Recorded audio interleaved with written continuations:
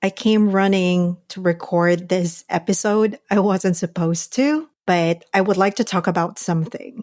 There are lots of annoying people out there. We mostly call them a bitch, but this word comes in many different forms. We'll just tackle a little bit of it on this episode. So wait for my story time, fresh off the street.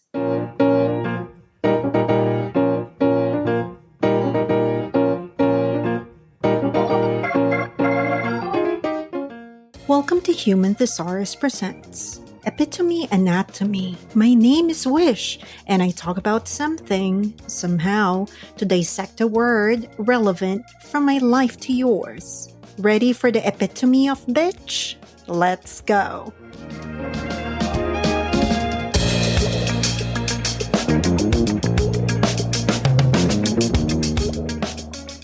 Our keyword is bitch. It is a commonly used slang word that is nonetheless vulgar when you throw it at a man or a woman. The word originally meant and still means a female dog according to vocabulary.com. And get this, still quoting the same vocabulary.com. It adds, this word for a female pooch has evolved to a more common meaning. A woman you don't like. In those cases, a bitch is kind of a female jerk. Although feminists would argue that the term often gets unfairly thrown at any strong-willed, assertive woman. Many males call each other bitch too, implying that the other guy is a weakling. Another common use is bitching or to bitch and moan, meaning to complain about something. But personally, it's an adjective in my world, no matter what your gender is. So I came running to record this because I was thinking, how am I supposed to share this story? It kind of irked me. It didn't get an anger out of me, but I think I had to speak up. Okay, I'm going to tell you, this is story time. Less than an hour ago, I was in my favorite local shop, which is a drugstore. You know, nowadays drugstores include like makeups and toiletries. But I'm happily collecting and I'm gathering a new set of first aid kit so I could put it in our new home in Manila. So I'm happily doing this because this is so cathartic for me to be just looking into bandages and wound sprays. I was in my little happy world. And all of a sudden, I've heard this one dude in his activewear clutching on his fist with a towel and screaming. Now, at first, it's not really screaming. That's over describing it. Simply, he's just rushing over with a very stern voice, saying that, where are your gauzes? I just cut myself and I need help. Where are the gauzes?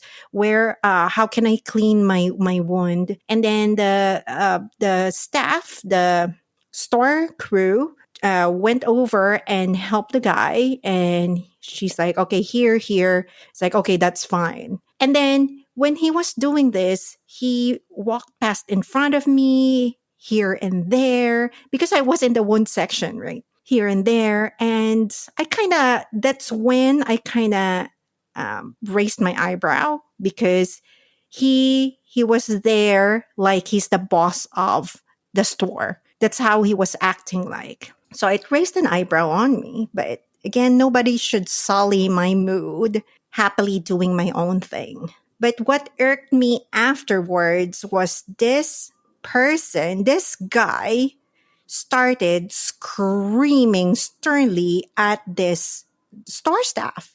I just wanted to clean my wound, blah, blah, blah. Like very, very stern, very rude. And it's uncalled for.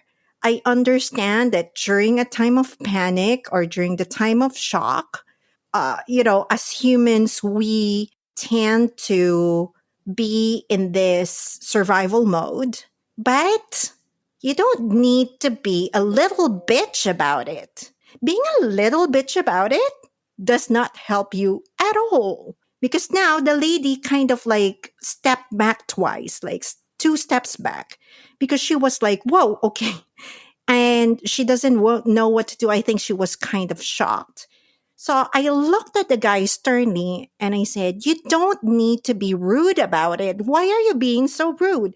And he's just like, "I just needed to clean my wound," and walked out of there with the two packets of whatever gauze and whatever he took from the lady. And then he kept on complaining and complaining, screaming, stepping out of the store. And I was like, "You don't need to be rude about it. Why are you so rude?" And then he just walked away. And then I kind of went to my zone. I looked after the store staff, looked at her, and she's already doing another thing because the store is a little bit, it's lunchtime, so it's a little bit busy.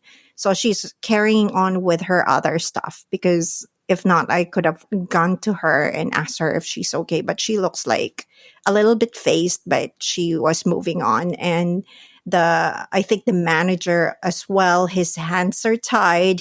He was checking out the counter for payments and stuff. So I think they were just shocked because everything happened quite fast. So I was waiting for the guy to come back because at the end of the day, probably when he calms down, he would pay or something. And eventually he came back. And I was waiting for him to bitch back at me, but he didn't. So I just looked at him again with a stern eye. Pretty much, I'm telling him that I'm watching him. What irks me mostly about these little bitches of boys like this behavior, you can see in times of disasters, in times of panic, in times of distress. This is how you can see the behavior of a person, the real person in front of you.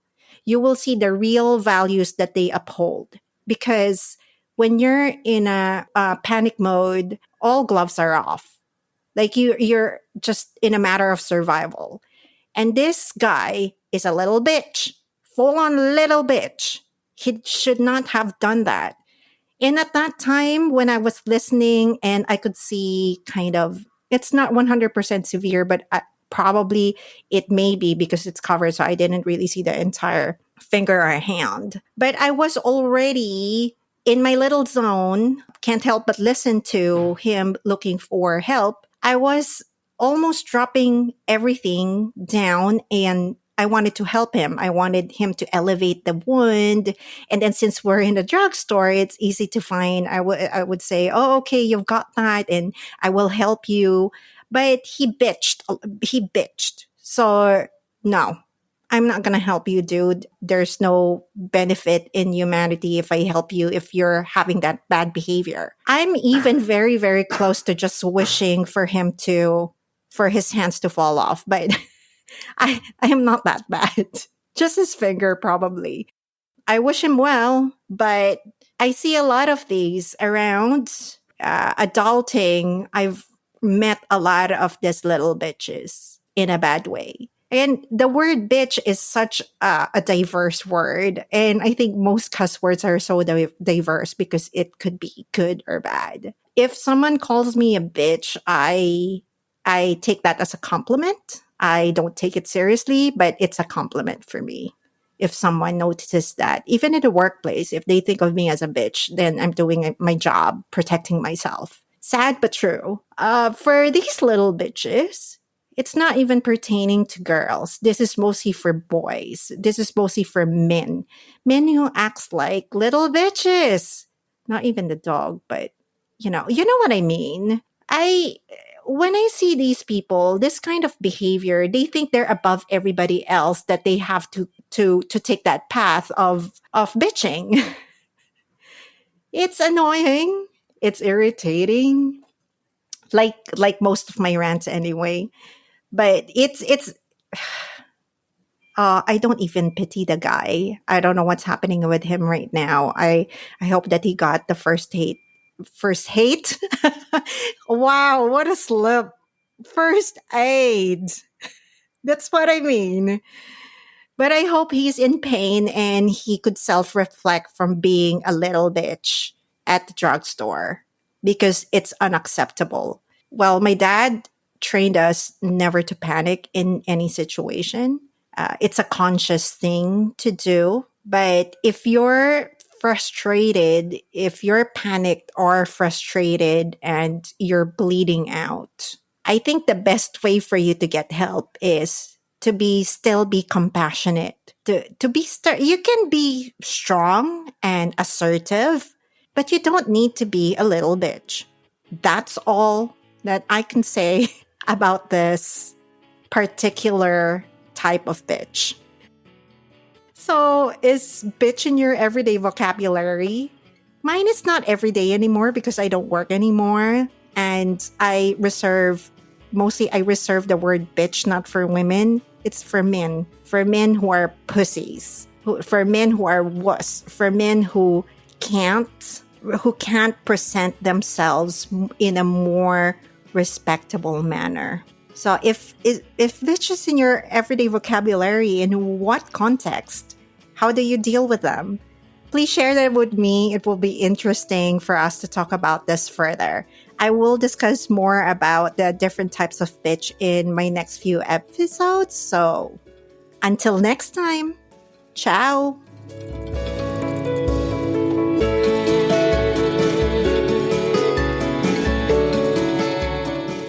Human Thesaurus podcast is produced by me and my brother, Jeremiah Ronquillo. All rights reserved via Wishbliss Media.